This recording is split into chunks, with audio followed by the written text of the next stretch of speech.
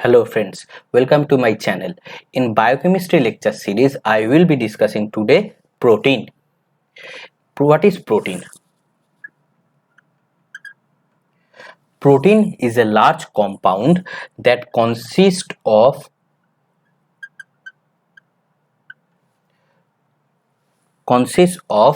one or more chains of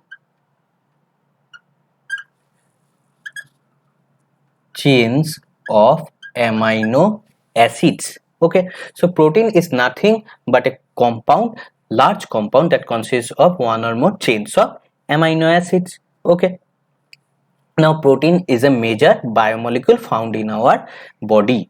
Okay, so what is the structure of amino acids?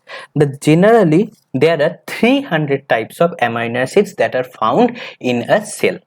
Out of these 300, only 22 amino acids are called proteinogenic or standard or proteinogenic amino acids. Why? Because these 22 amino acids participate in the synthesis of any kind of protein. Okay, so previously only 20 amino acids were known to be found that participated in the synthesis of any kind of protein, but now two additional amino acids are also known. The 21st is called selenocysteine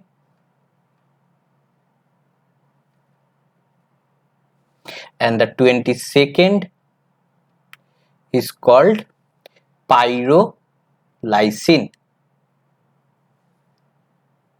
These two, in addition to the previously discovered 20 amino acids, are called proteinogenic amino acids. Okay, so what is the structure of an amino acids? The structure of an amino acids is very simple. Here is the alpha carbon. It has 4 bond regions. Okay, the left side is the NH3 or amino group. The right side is the COO minus or carboxyl group. At the top is a hydrogen and at the bottom is an R group. Okay, now in all the amino acids, these 3 groups are common, but this R group changes with every amino acid. So for 22 types of amino acids, there are 22 types of R groups. So these 3 groups with the alpha carbon remains same for all the amino acids, while only the R group changes for every amino acid. For example, the simplest kind of amino acid is glycine. In case of glycine, this R group will be hydrogen. So if this R group is hydrogen, then it will be glycine. So for every amino acid, this R group changes. Okay, so this series of amino acids constitutes any kind of protein. So now understand what is peptide. What is peptide?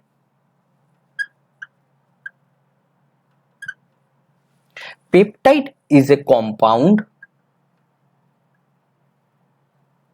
that has at least 2 or more amino acids connected by a special type of bond called peptide bond. Okay, so what is peptide? It has at least 2 or more amino acids and are connected with the help of a bond called peptide bond. For example, if an peptide has 2 amino acids which are connected with the help of one peptide bond, then it is called a dipeptide.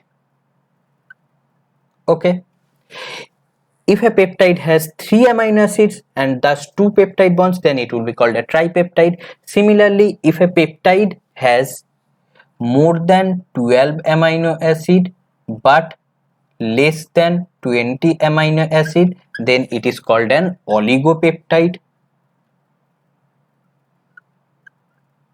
Okay, and if a peptide has more than 20 amino acid, then it will be called a polypeptide. These polypeptides, one or more polypeptides to come together to form a three-dimensional structure, which is the protein.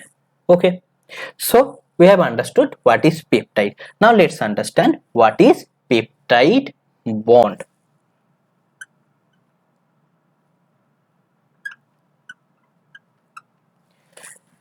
We have understood that a peptide bond connects two amino acids.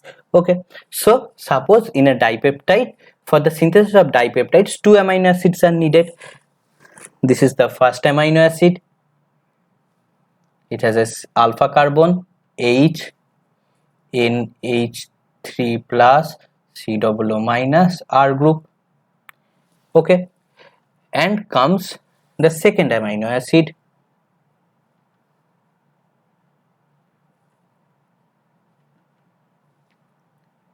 Okay, so these two amino acids should be connected with the help of peptide bond. Now this peptide bond formation reaction is a dehydration reaction. What happens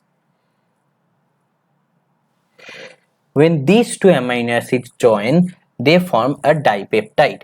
This is the structure of the dipeptide: C alpha, H, NH3 plus, R, C. From the double C double bond COO minus or the carboxyl group, one oxygen is released. As a result, it forms C double bond O. This C forms with bonds with this N group, nitrogen, and two hydrogen from this NH3 group is also released. So this leads to having one hydrogen attached with the nitrogen, and then again C alpha, COO minus, H, R. Okay, so we can see that from the carboxyl group one oxygen and from the amino group two hydrogens are released. As a result, two hydrogen and one oxygen together forms this water molecule. So the peptide bond formation is a dehydration reaction where two amino acids are joined with the release of one molecule of water to form a peptide bond. This is the peptide bond. Okay, so here we can see that the peptide bond is connected between the carboxyl carbon or the alpha carboxyl group of first amino acid and the alpha amino group of the second amino acid. This is the bond. The CN bond, that is CONH bond, is the peptide bond. The carboxyl carbon and the amino group, nitrogen of the amino group, forms this peptide bond. Now this peptide bond has some characters. Okay, what are the characters? First is that the peptide bond has a partial double bond character. Okay, so it has partial double bond. How much? 40% double bond character, peptide bond. Okay, this peptide bond has a bond length which is shorter than single bond. Why? As it is a partial double bond character, so it is more stronger than single bond but less stronger than double bond. That means it is shorter than single bond but longer than double bond. A simple CN single bond have a bond length of 1.45 Armstrong. But in case of peptide bond, as it is a partial double bond, the bond length between C and N is 1.33 Armstrong. Okay, it is a partial double bond character. Now this partial double bond character prevents rotation of the amino acids at the peptide bond region. Okay, so in case of a dipeptide, we can see there are two amino acids and one peptide bond. In any kind of peptide or polypeptide, we always read from the left side to the right side. So this is the first amino acids and this is the second amino acid. The first amino acid or the amino acid that is at the left side of the peptide is called N-terminal. Because the amino group is open, it is called N-terminal amino acid, whereas the right side of the peptide amino acid, as it has open carboxyl group, this is called C-terminal amino acid. Okay, so this is the structure of a dipeptide. If it had been a tripeptide, then there would be 3 amino acids and there will be 2 peptide bonds. Now we have understood that the partial double bond character of the peptide bond prevents rotation of the amino acids at the peptide bond region, but rotations occur in the amino acids at other bond regions. These bond region rotations are denoted with phi and psi. Now let's understand the rotation of the bonds in amino acids. So for rotation of bonds in amino acids, let's see that suppose this is the dipeptide.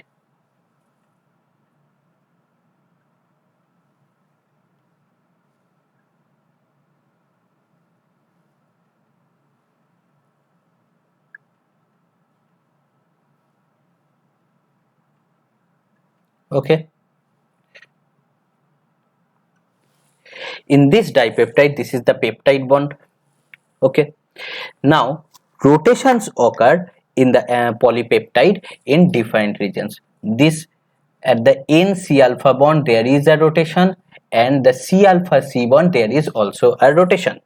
The rotation between N C alpha is denoted by phi, phi.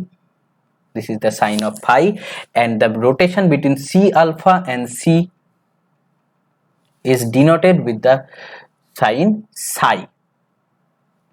Okay, so phi and psi are bond rotations or degree bond rotations at NC alpha bond and C alpha C bond. Okay, now in theoretically what should happen, that any bond angle of phi and psi between minus 180 degree to plus 180 degree should happen, but it is found that most of the phi and psi angles are prohibited because of the steric interference of the atoms present in the polypeptide. Okay, so in the polypeptide, the amino acids with the atoms of the amino acids interact in such a way that majority of the phi and psi angles result in unstable polypeptide structure. So for a stable polypeptide structure, only few regions of the phi and psi angles are allowed. This was studied by the scientist G.N. Ramachandran. So he designed a plot called Ramachandran plot. Okay, he determined that specific phi and psi angles are needed for specific secondary protein structures. Okay, now there are 2 secondary protein structures. These are alpha helix and beta pleated sheet. Okay, these 2 are the secondary structures of proteins. I have discussed about these alpha helix and beta pleated sheets in detail in my protein structure video. Okay, so Ramachandran determined that specific phi and psi angles of bond angles are needed for stable alpha helix and beta pleated structures. He determined a plot. This is the plot structure.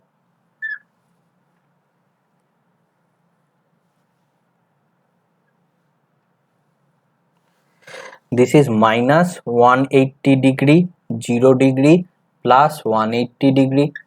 This is also 0 degree plus 180 degree. This x-axis is for phi and this y-axis is for psi. Okay, so he determined that specific bond angles will result in specific alpha helix and beta pleated sheet. Now this 4 quadrates. Out of this region is for more than 0 and more than 0 x and y axis, so this is plus phi plus psi. This is plus phi but less than 0 for y axis, so plus phi minus psi. This is minus for phi and also less than 0 for psi, so this is minus phi minus psi. And this region less than 0 for x axis for phi but more than 0 in y axis for psi, so minus plus. Okay, so he found from this plot that there are several specific regions.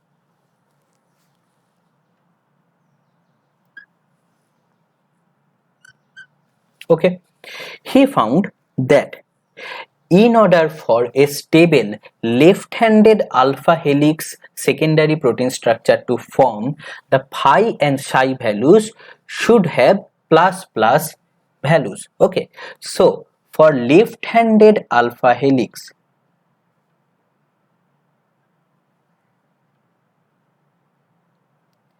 the phi value should be plus 57 and the psi value should be plus 47. So if a polypeptide has bond rotations of phi and psi values of plus 57 and plus 47, then this would result in a stable left-handed alpha helix structure. Similarly, for phi values of and psi values both negative, right-handed alpha helix is formed. For right-handed alpha helix, phi value is minus 57 and psi value is minus 47. Okay, and he also found that for negative phi values and positive psi values, both parallel and anti-parallel beta pleated sheets are formed. So for both parallel and anti-parallel stable beta sheets to form, the phi and psi values should be phi negative and psi positive. This is the phi negative, psi positive is beta pleated sheet. Okay, both parallel and anti-parallel. Okay, he also found that collagen also forms in case of phi negative and psi positive region. So Ramachandran determined that specific phi and psi angles result in specific type of protein secondary structures. For example, positive 57 or plus 57 and plus 47 phi and psi values are needed for stable left-handed alpha helix. Negative 57 and negative 47 values of phi and psi are needed for stable right-handed alpha helix, and negative phi value and positive psi value are needed for both parallel and anti-parallel beta pleated sheets.